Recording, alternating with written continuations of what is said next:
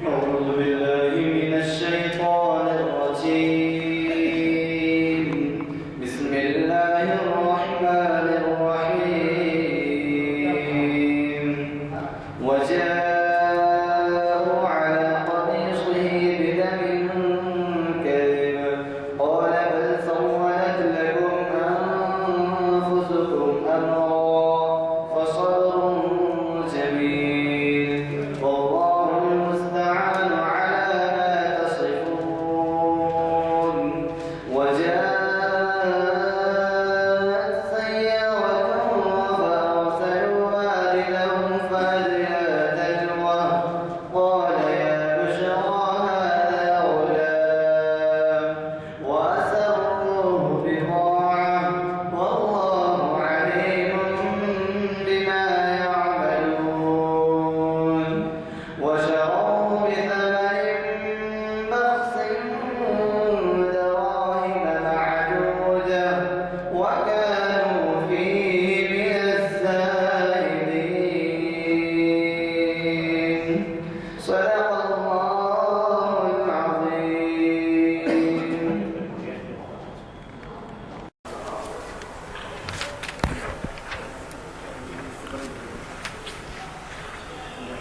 آج بتاریخ 2 جنوری 2016 بعنوان طارق بن زیاد ایک عظیم فاتح جس کو مخاطب کریں گے جناب عیاض شیخ صاحب. اور جناب عیاض شیخ صاحب محتاج کے تعارف نہیں، وہ اس سے پہلے بھی کئی دفعہ مخاطب کر چکے ہیں. میں آپ سے گزارش کرتا ہوں کہ وہ اپنے اس ولولہ خیز عنوان کے تحت آج انصاف کر پائیں گے انشاءاللہ. نہایت رحم فرمانے والا ہے. درود و سلام آقا نامدار تاجدار مدینہ حضرت محمد مصطفیٰ صلی اللہ علیہ وسلم پر. اللہم صلی اللہ سیدنا محمد وعلی آلہ سیدنا. آج کا جو مجھے عنوان دیا گیا ہے طارق بن زیاد ایک عظیم فاتح ہے. آج صبح سے میری طبیعت کچھ خراب تھی، بخار کی شدت تھی، لیکن شبیر صاحب کی محبت اور ان کے اصرار سے اللہ نے اس قابل بنایا کہ میں آپ کے درمیان آ سکوں. میں آپ سے بہت زیادہ دیر تک تو مخاطب نہ ہو پاؤں گا، لیکن مختصر سے وقت میں ایک عظیم فاتح کی فاتح اسپین جو ایک رول ماڈل ہے امت مسلمہ کے لیے، اس کے بارے میں آپ کے سامنے کچھ چیزیں بیان کروں گا.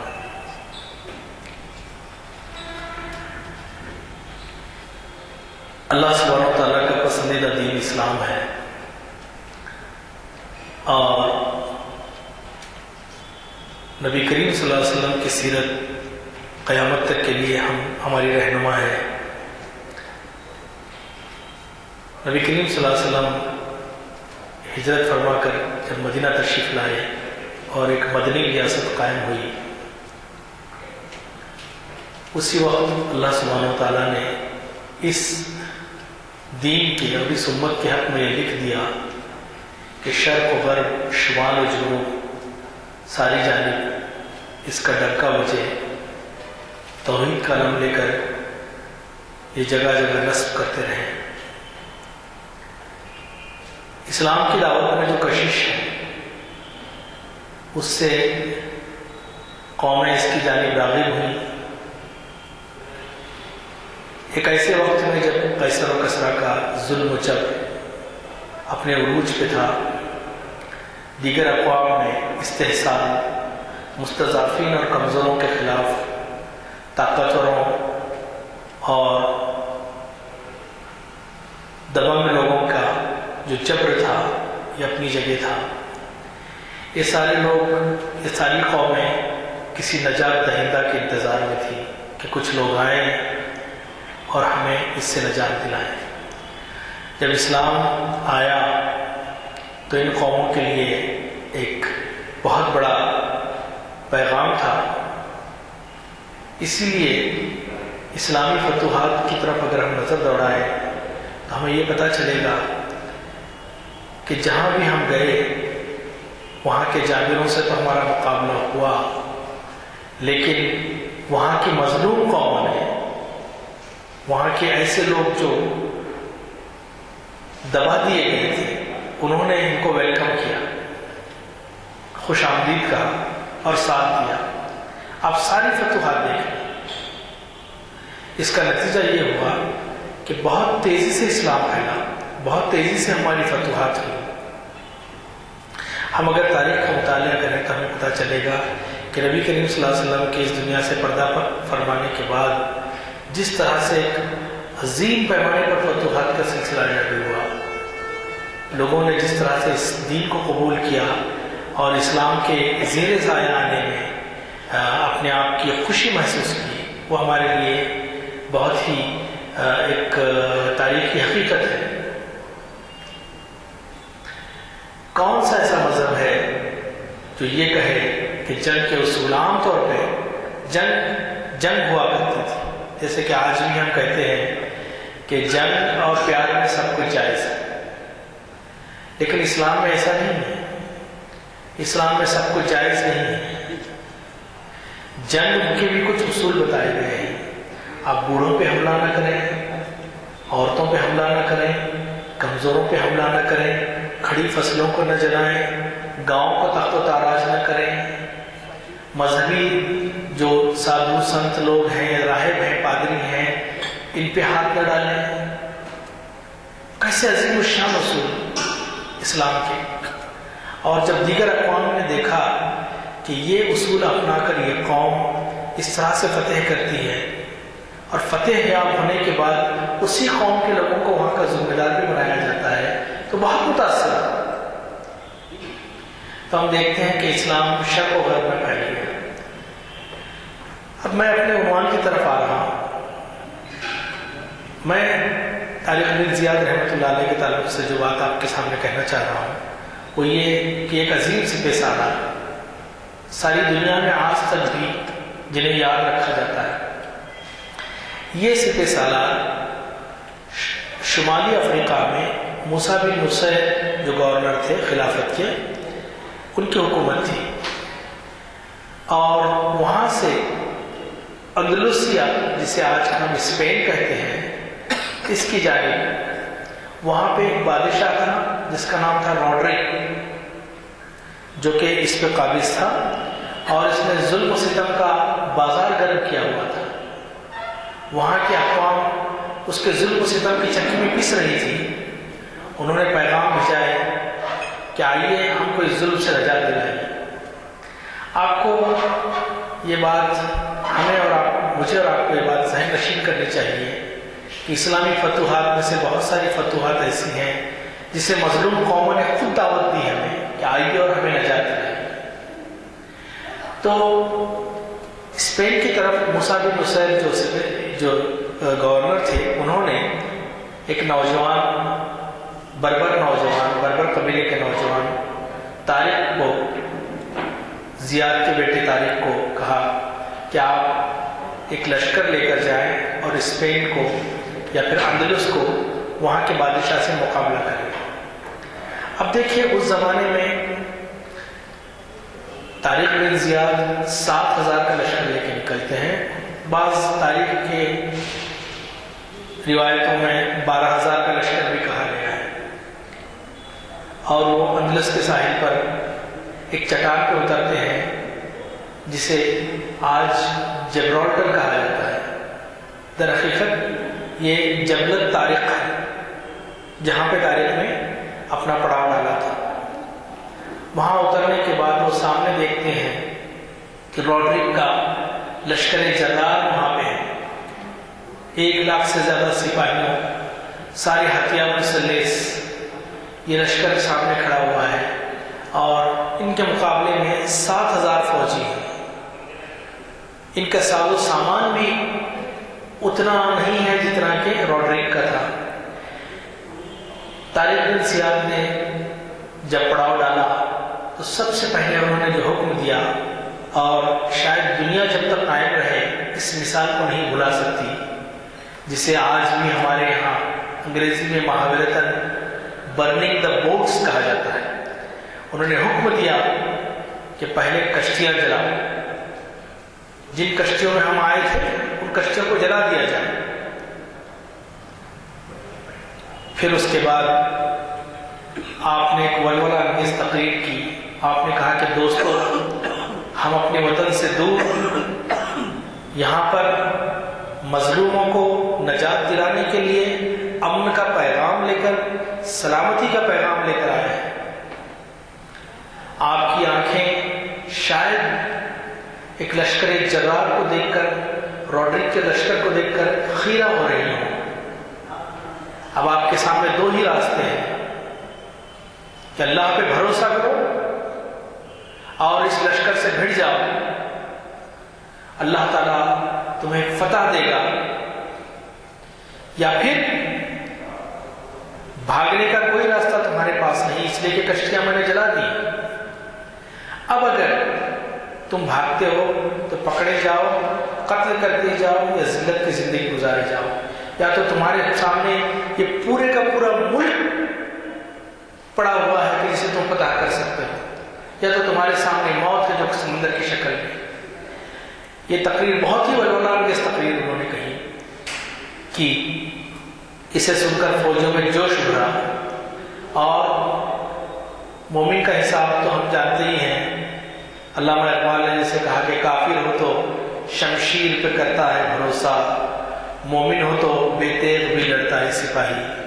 تو جنگیں جو ہیں وہ ہتھیاروں سے نہیں بلکہ جذبات سے لڑی جاتی ہیں۔ جس قوم کے اندر ولولہ ہوگا اس کے اندر خود بخود اللہ سبحانہ و تعالیٰ جذبہ پیدا کر دیتے ہیں اور وہ مارکا جیت جاتی ہے۔ ایک زبردست جنگ ہوئی، تاریخ نے دیکھا کہ 7,000 کا معمولی سا لشکر، ایک لشکر جرار جو کہ ہتھیاروں سے لیس، اسے شکست فاش کی، روڈرک کا بھی قتل ہو گیا۔ تو اللہ سبحانہ و تعالیٰ نے ایک نیا ملک کا دروازہ مسلمانوں کے لیے کھول دیا، اور پھر مسلمانوں نے روڈرک کی موت کے بعد جو ایک ویکیوم پیدا ہوا تھا، پاور ویکیوم ہوا تھا، کوئی حکمران سلطنت اسپین میں نہیں تھا، مسلمانوں نے آہستہ آہستہ آہستہ سارے اسپین پر قبضہ کر لیا۔ اسی طرح موسیٰ بن نصیر بھی اپنے مزید 30,000 ساتھیوں کے ساتھ آ کر مل گئے، اور سارا اسپین مسلمانوں کے زیر نگی آ گیا۔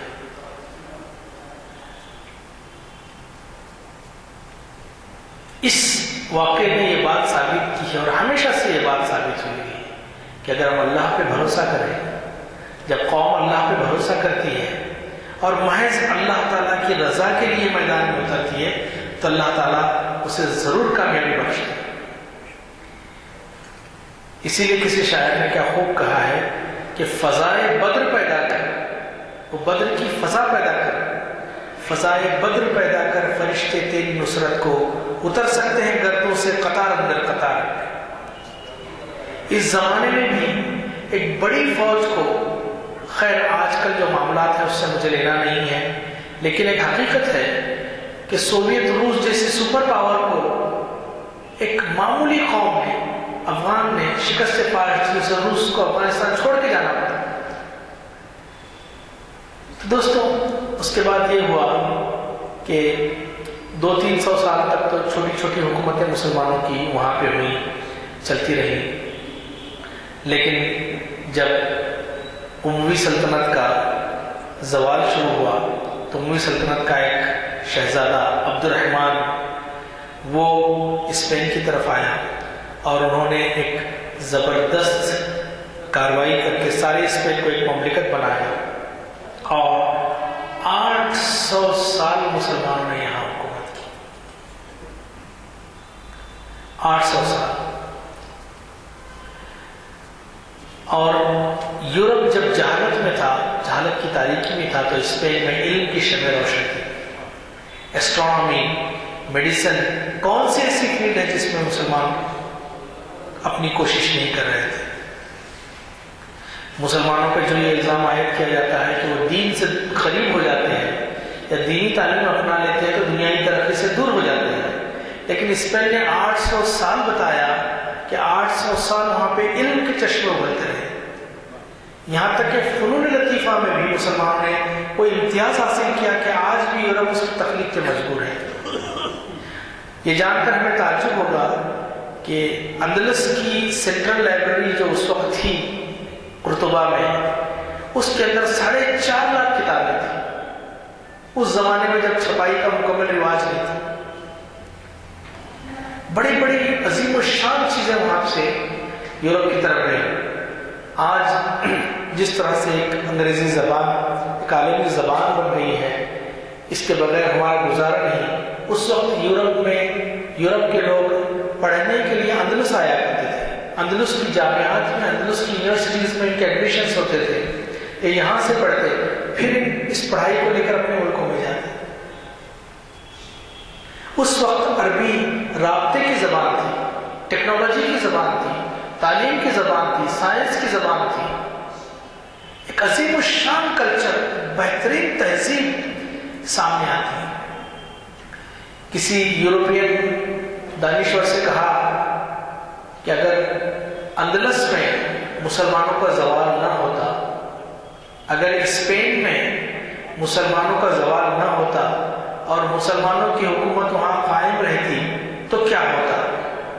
تو اس نے کہا کہ اگر اندلس میں مسلمانوں کا زوال نہ ہوتا، مسلمانوں کی حکومت قائم رہتی تو انسان 200 سال پہلے چاند پہ پہنچ جاتا. آپ اندازہ کر سکتے ہیں کہ کتنا. پھر بہرحال جیسا کہ قرآن نے بتا دیا ہے کہ اگر تم آپس میں لڑو گے، آپس میں اختلاف پیدا کرو گے تو تمہاری ہوا اکھڑ جائے گی. نتیجہ یہ ہوا کہ آپسی انتشار، داخلی خانہ جنگی کی وجہ سے ایک موقع یہ آیا کہ مسلمانوں کی سلطنتیں بکھرنا شروع ہوئیں. کچھ منافقین کی وجہ سے، کچھ اپنی سازشیں، کچھ غیروں کی کاروائیاں، اس طرح سے اندلس سے مسلمانوں کا نام و نشان مٹ گیا. 800 سال جس ملک پہ مسلمانوں نے حکومت کی تھی، اس ملک سے مسلمانوں کا نام و نشان ختم ہو. یہ محض اس وجہ سے کہ انہوں نے اللہ اور اس کے رسول کے احکام کو بھلا دیا اور آپس میں تفرقے میں پڑ گئے. آج آپ کے سامنے یہ بات عرض کر دوں کہ آج جو کچھ بھی دنیا میں ہو رہا ہے، مسلمانوں کا مورد الزام ٹھہرایا جاتا ہے. مسلمانوں نے ایک بہترین تہذیب ساری دنیا کو عطا کی، ایک بہترین تہذیب ساری دنیا کو عطا کی. اور معافی چاہتا ہوں،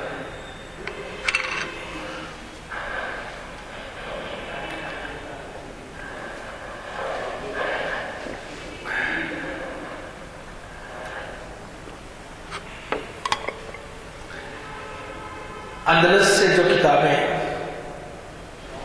یورپ کا قبضہ ہو گیا، اسپین کا قبضہ ہو گیا، اور خود غیر مسلم مورخین اور مستشرقین کی کتابیں اٹھا کے دیکھیے، مسلمانوں کو اس قدر قتل عام کیا گیا کہ جس ملک کو اپنا وطن سمجھ کے انہوں نے ایک سنوارا سجایا، اس ملک میں مسلمانوں کا قتل عام ہوتا ہے. یورپ کے جو لوگ ہیں یہاں آئے اسپین سے، ہماری لائبریریوں کی کتابیں، بہت ساری کتابیں یہاں تو جلا دی گئی تعصب کی وجہ سے، لیکن کچھ کتابیں بہرحال یورپ پہنچی، اس کا ترجمہ لیٹن زبان میں ہوا، اور وہی سائنس کی اور رینائسنس کی اور انڈسٹریلائزیشن کی بنیاد بنی. تو مسلمانوں کے بہت سارے احسانات ہیں. علامہ اقبال نے اسی بات کو دیکھ کر یورپ کی لائبریریوں میں جب اسلامی کتابیں نظر آئیں، وہ علم کے موتی کتابیں اپنے آبا کی، انہیں یورپ میں دیکھیں تو جی ہوتا ہے سی پار. آج مسلمانوں کو اپنی مظلومیت کا رونا رونے کی بجائے اپنا احتساب کرنا چاہیے، اپنے بچوں کے اندر ایک جستجو پیدا کرنی چاہیے، کمپٹیٹیو ایفرٹس پیدا کرنی چاہیے. اللہ سبحانہ و تعالیٰ صرف رب العالمین، رب المسلمین نہیں، رب العالمین ہے. فطرت کے تقاضے جو کوئی قوم پوری کرے گی، اللہ سبحانہ و تعالیٰ اسے ترقی دیں گے.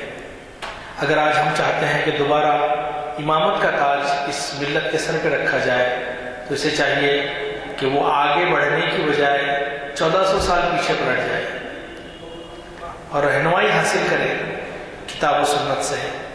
اسی میں ہمارا عروج ہے. اللہ سبحانہ و تعالیٰ سے میں دعا کرتا ہوں. میں زیادہ وقت آپ کا نہیں لینا چاہتا, مجھے تھوڑی سی طبیعت محسوس ہو رہی ہے.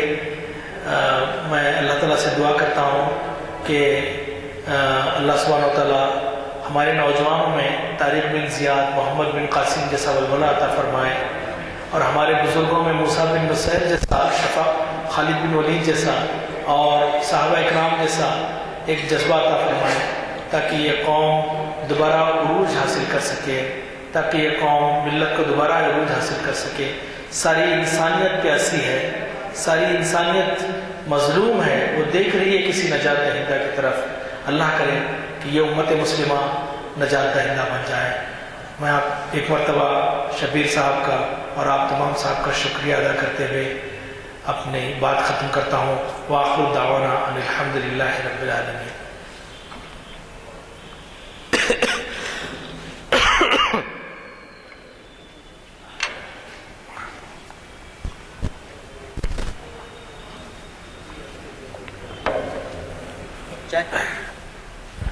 تھوڑی سی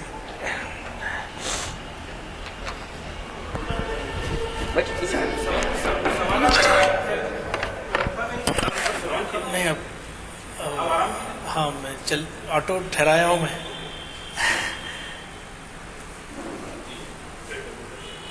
پھر انشاءاللہ ارے نہیں, یہ میری سعادت ہے, میری آخرت میں یہ چیزیں ہی آئیں گی انشاءاللہ.